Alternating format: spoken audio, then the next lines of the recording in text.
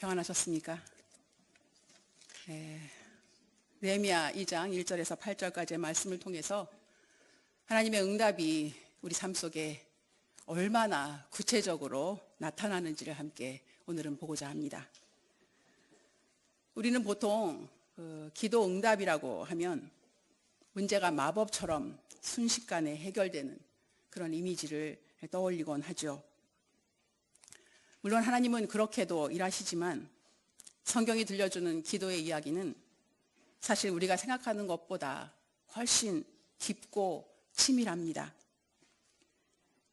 기도의 참된 묘미는 우리의 이 어두운 현실이라는 이 막간의 시간 동안 우리가 어떻게 하나님의 지혜를 가진 자로 빚어져 가는가라는 것에 중심이 있습니다. 오늘 주목해보고 싶은 이 1절 서두에 나오는 이 말씀은요, 니산월이라고 하죠. 4월부터 5월까지입니다. 지난 1장에서 우리가 그 느헤미야가 그 고향의 그 비참한 소식을 들었었던 때는 기슬루월이라고 해서 11월에서 12월경이었습니다.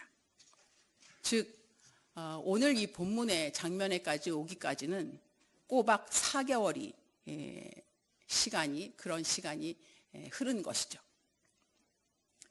이 넉 달 동안 느헤미야는 여전히 페르시아 그 궁궐 안에서 왕에게 술을 올리는 술관원이라고 하는 그런 변함없는 일상을 살고 있었습니다.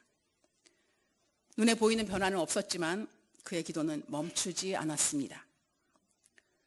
우리는 기도해도 곧바로 응답이 없으면 하나님이 침묵하시는구나 라고 낙심하곤 하죠. 하지만 느헤미야에게 있어서 이 4개월은 결코 빈 시간이 아니었습니다. 이 느헤미야의 그 뜨거운 눈물이 구체적인 계획으로 익어가는 아주 역동적인 그런 숙성의 시간이었습니다. 우리가 이 느헤미야가 보낸 이 4개월의 그 시간을 한번 상상해 보도록 하겠습니다. 그 4개월 동안 느헤미야의 속은 어땠을까요? 아마도 까맣게 타들어갔지 않았을까요?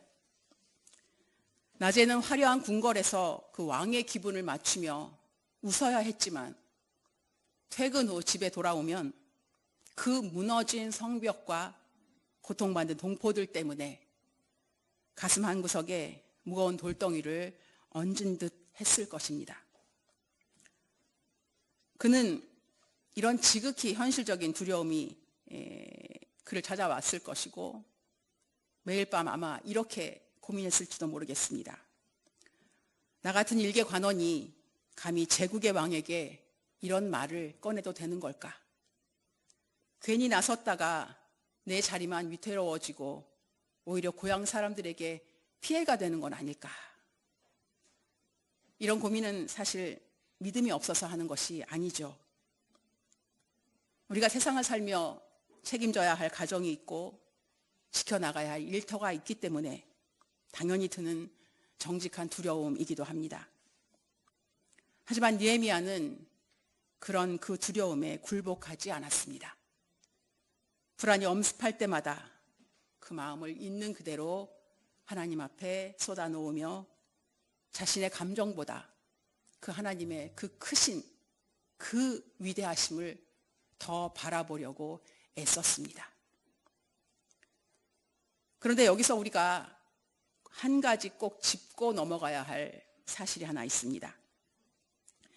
느헤미야가 보여준 이 치밀한 준비들을 보면서 자칫 내가 이만큼 준비했기 때문에 내가 이렇게 완벽하게 준비해야 하나님이 나의 기도를 들어주신다 라거나 내 정성이 지극해서 하늘을 감동시켰다 라는 식으로 오해해서는 안 된다는 점입니다. 우리의 준비가 하나님의 일하심을 끌어내는 조건이 되는 것이 아닙니다. 오히려 그 반대입니다. 느헤미야가 그토록 세밀하게 준비할 수 있었던 것은 하나님께서 그의 기도를 들으시고 응답하셔서 그의 마음속에 지혜와 용기를 부어주셨기 때문입니다. 즉 느헤미야의 이 철저한 계획은 하나님을 설득해서 움직인 것이 아니라 하나님의 그 느헤미야의 신실한 그 하나님을 믿는 그 신실함, 그것을 믿고 기도한 그것의 응답으로 주신 지혜라는 것입니다. 여러분, 기도는 내가 원하는 것을 얻기 위해서 하나님을 설득하는 과정이 아닙니다. 도리어 기도는 요동치는 내 마음을 하나님의 마음과 동기화하는 과정입니다. 그렇게 기도를 통해서 하나님의 마음과 연결될 때 우리 안에는 그 전에 없었던 지혜와 구체적인 계획들이 싹트기 시작한다는 것입니다. 따라서 우리가 기도의 자리에서 일어나 내딛는 그 성실한 발걸음, 그리고 치밀한 준비는 내가 유능해서가 아닙니다.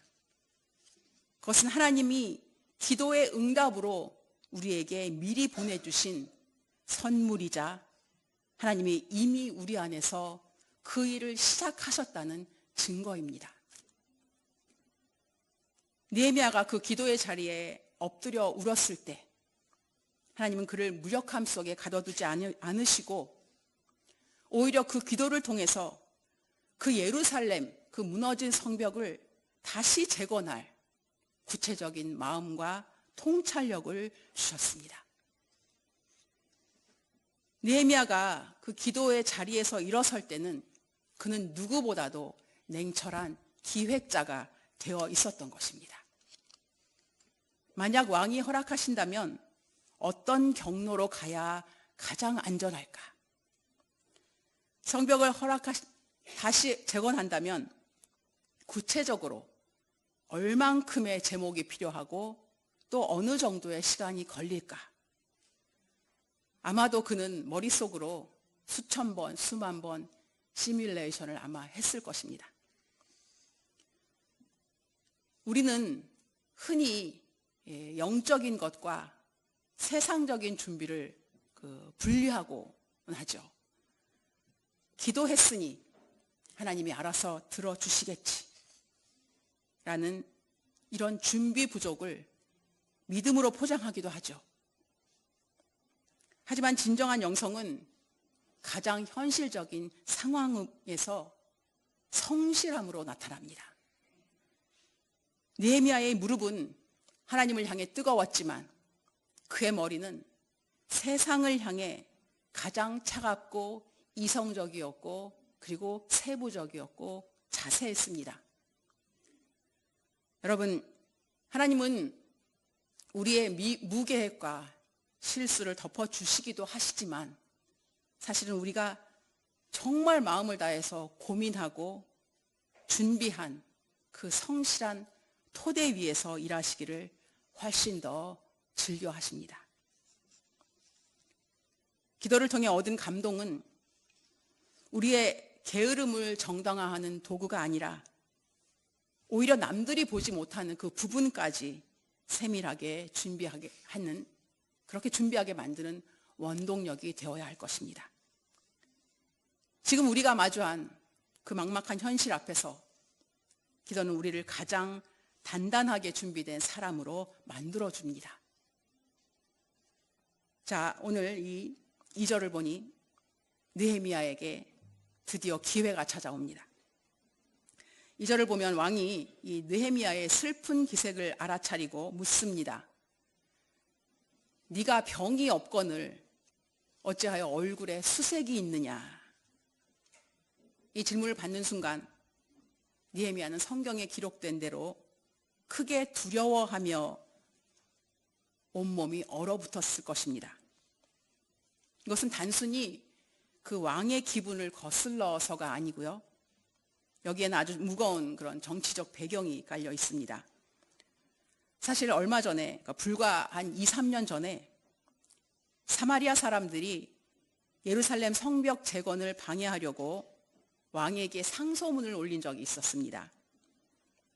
그때 그 유대인들이 성벽을 쌓으면 반역할 것이니 당장 그 성전 건축을 중단해라 라고 명령을 내렸던 당사자가 바로 지금 눈앞에 있는 이 아닥사스다 왕이었던 것입니다. 왕이 직접 그 공사를 중단하라라고 엄명을 내렸는데 그 왕의 최측근인 그 느헤미야가 이제 다시 그 성벽을 다시 쌓겠다고 말하는 것은 그 왕의 명령을 정면으로 그 뒤집으라는 도발과 같았습니다. 자칫하면 영모죄로 그렇게 몰려서 목숨을 잃을 수도 있는 그야말로 호랑이 입속에 머리를 집어넣는 격이었죠. 그런데 왕이 쐐기를 받듯 다시 묻습니다. 그러면 내가 무엇을 원하느냐? 여기서 우리는 오늘 가장 중요한 영적 교훈을 발견합니다. 4절 하반절입니다.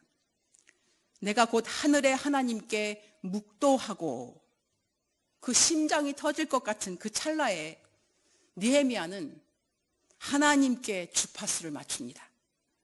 왕의 질문이 떨어지고 그 대답이 나오기까지 그 짧은 그 찰나의 순간, 그 몇 초였겠죠. 그 느헤미야는 그 자신의 마음을 하나님께 맞춥니다. 이것이 바로 우리가 배워야 할 일상의 믿음의 정수입니다. 기도란 조용한 골방에서만 하는 것이 아닙니다. 진짜 기도의 힘은 이런 급박한 삶의 현장, 우리의 일상에서 터져 나옵니다. 느헤미야가 왕의 질문을 받고 대답하기 직전 그 짧은 그 찰나에 드린 그 묵도, 그것을 한번 상상해 보십시오. 그것은 아마 화려한 수식어도 긴 문장도 아니었을 것입니다.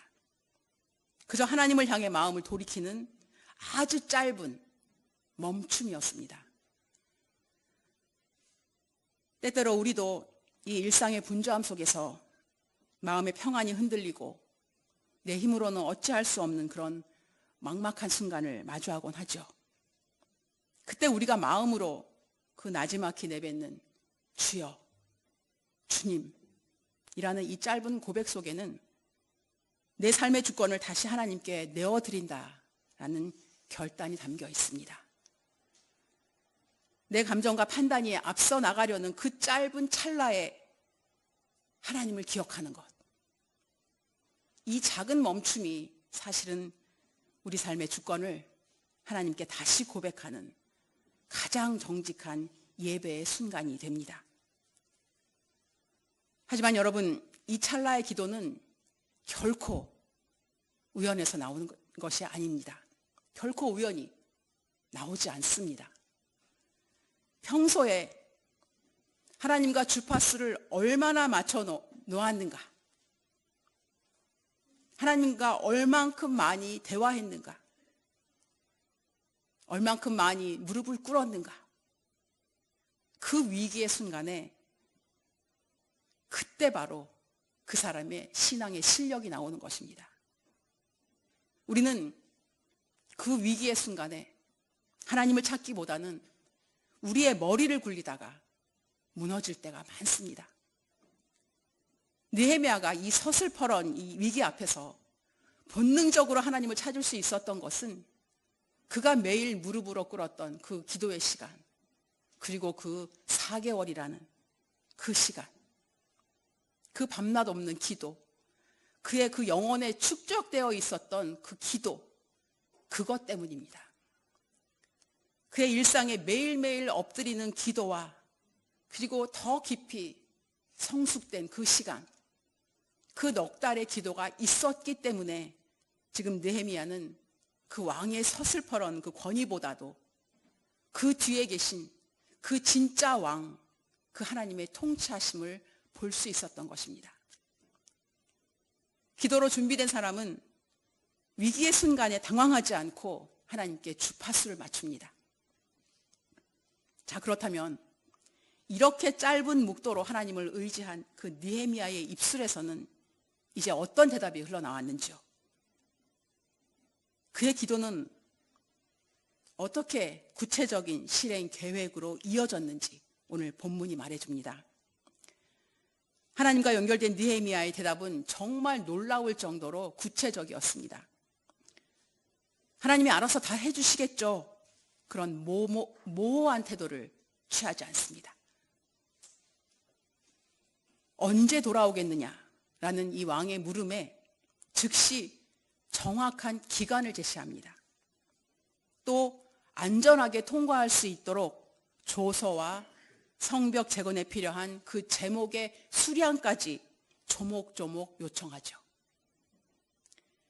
이것은 하나님을 신뢰하지 못해서 계산기를 두드린 것이 아니라 오히려 그 반대입니다. 하나님이 반드시 자신을 보낼 것이라고 하는 그 분명한 신뢰가 있었기 때문에 그는 그 준비를 소홀히 하지 않은 것입니다. 느헤미야에게 이 구체적인 계획안은 하나님을 향한 신뢰의 증거였습니다. 기도는 현실을 도피하는 그런 수단이 아닙니다.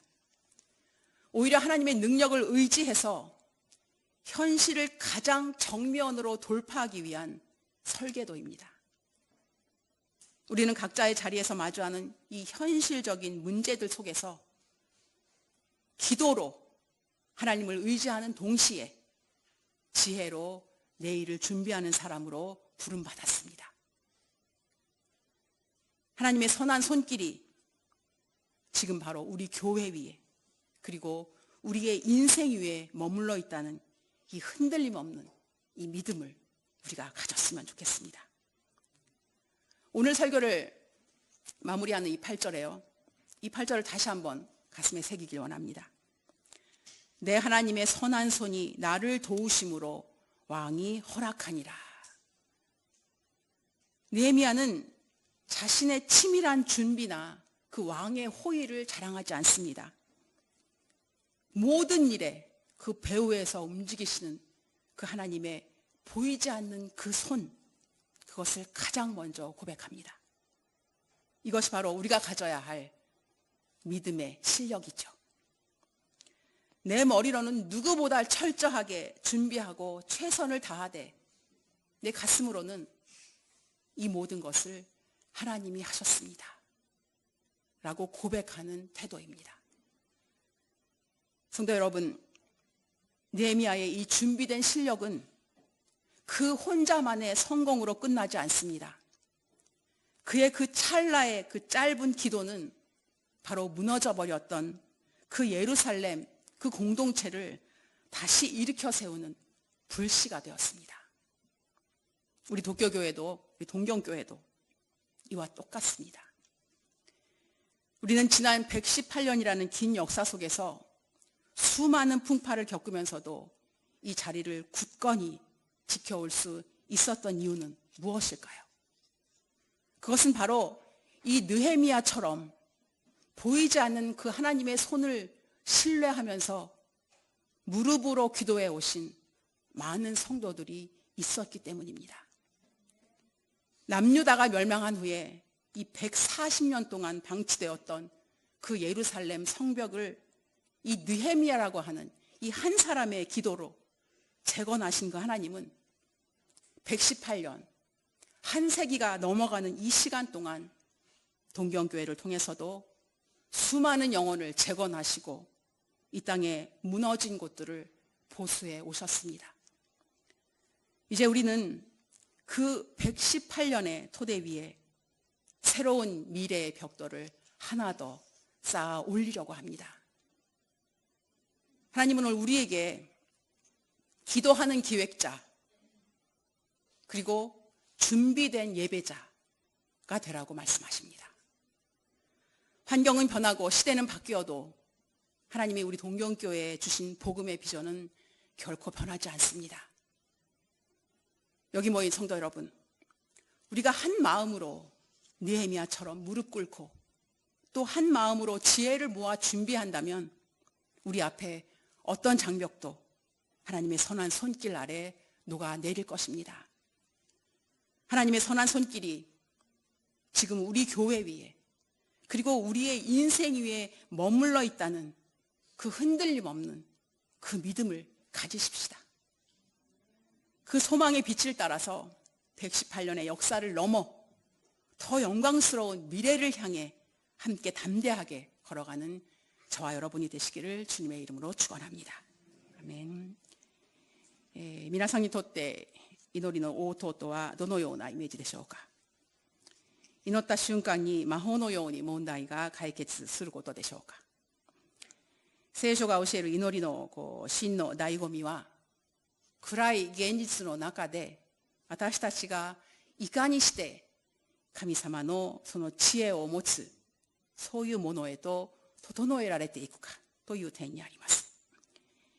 今日注目したいこの2、3の月というところがありますが、これは4月から5月のことです。ネヘミヤが故郷の秘宝を聞いて泣き崩れたのはキスレウの月、11月、12月のことですね。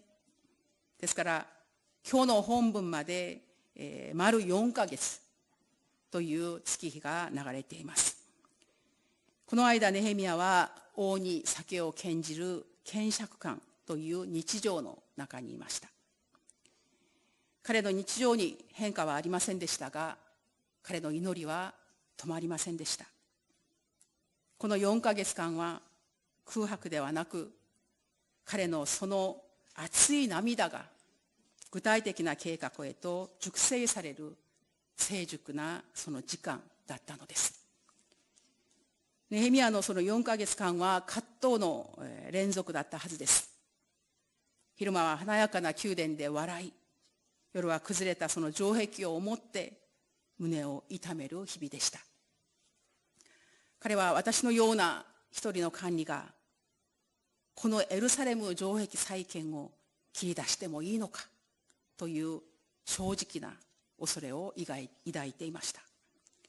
しかし彼はその恐れに飲み込まれず、ありのままを神様に注ぎ出し、神の偉大さを仰ぎ見ました。ここで誤解してはならないのは、緻密な準備をしたから神様が助けてくださったではないということです。祈りとは、揺れ動く自分の心を神様の心と同調させる過程です。祈りの場から立ち上がり踏み出すその一方や緻密な準備は、神様が祈りの応答として前もって送ってくださった聖なる贈り物なのです。ネヘミヤは祈りの中で誰よりも冷徹なそういう企画者としてシミュレーションを繰り返しました。誠の冷静とは最も現実的な誠実さとして現れるものだからです。ついにチャンスが訪れます。王がこのネヘミヤの顔色の悪さに気づきます。何を望んでいるのかと尋ねます。この瞬間ネヘミヤは非常に恐れました。かつて王自身が城壁再建を中断させた経緯があったため、再建の要請は反逆罪に問われかねない挑発だからです。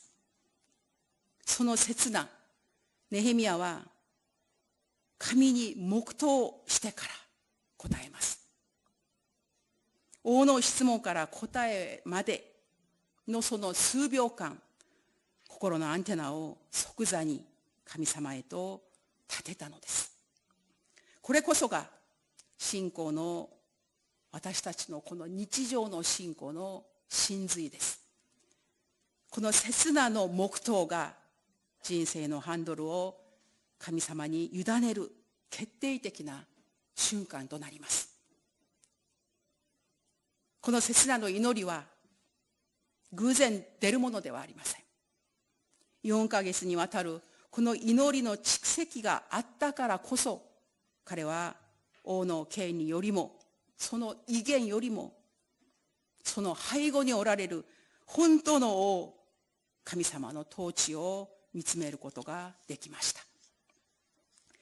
ネヘミヤの答えは驚くほど具体的でした。王に対し正確な期限を提示し、証書や材木の数量まで具体的に要請するんです。これは神様が必ず自分を使わせてくださるというこの力強い信仰の確信があったからこその準備でした。祈りとは現実逃避の手段ではなく、現実を正面から突破するための設計図なんです。私たちは最も霊的な行為、この祈りを捧げると同時に、最も知恵深い準備をするものとして召されているんです。8節後半を心に刻みたいと思います。私の神の御手が私を守ってくださったので、王は私の願いを叶えてくれた。ネヘミヤは自分の準備や王の行為を誇らず、すべての背後で働いている、その働いていらっしゃる神の見えない御手、それを告白します。皆さん、ネヘミヤのこの信仰の実力は彼一人の成功で終わったのではありません。彼の真実なその一言の祈り、切なの祈り、それは崩れ去ったイスラエル共同体を再び立ち上げるための火種となるんです。我が東京教会も全く同じです。118年という長い歴史の中、幾多の荒波にさらされながらも、この場所が守られてきたのはなぜでしょうか。それはネヘミヤのように目に見えない神様の御手、それを信頼し、膝をついて祈り続けてこられた生徒の皆さんがいたからに他なりません。140年間放置されていたこの城壁をネヘミヤの祈りを通して再建された神様は、この1世紀以上の間、東京教会を通しても数多くの魂を再建し、崩れた場所を修復してこられました。今私たちはその尊い土台の上に新しい未来のレンガをもう一個、もう一つ積み上げようとしているんです。神様は今日私たちに祈る企画者、準備する礼拝者になれとおっしゃっています。時代は移り変わっても、この教会に与えられた福音のビジョンは決して変わりません。皆さん、私たちが心を合わせ、共に祈り、共に知恵を出し合って、それで緻密的に備えていくとき、目の前のいかなる高い壁も、神様の慈しみ深いその御手の中で必ず道へと変わるはずです。私の神の良き御手が今東京教会の上に、そして私たちの人生の上にとどまっているという強い確信を持ちましょう。118年の歴史を超え、さらに豊かな実りある未来へと共に力強く歩んでいく皆様を主の皆によって祝福いたします。 기도하겠습니다. 아버지 하나님, 오늘 느헤미야를 통해 기도의 뜨거움과 준비의 성실함이 하나 되는 믿음의 원리를 배웠습니다. 지난 118년 동안 우리 동경교회를 인도하신 하나님의 선한 손길에 감사합니다. 간구하오니 우리 성도들이 과거의 역사에만 머물지 않고 오늘 내게 주신 사명을 발견하는 기도하는 기획자가 되게 하옵소서. 일상의 순간마다 주를 우러러보는 찰나의 묵도를 잊지 않게 하여 주시옵시고, 우리를 통해 이루실 재건의 기쁨을 맛보게 하여 주옵소서. 우리의 영원한 기초석 되시는 예수 그리스도의 이름으로 기도드리옵나이다. 아멘.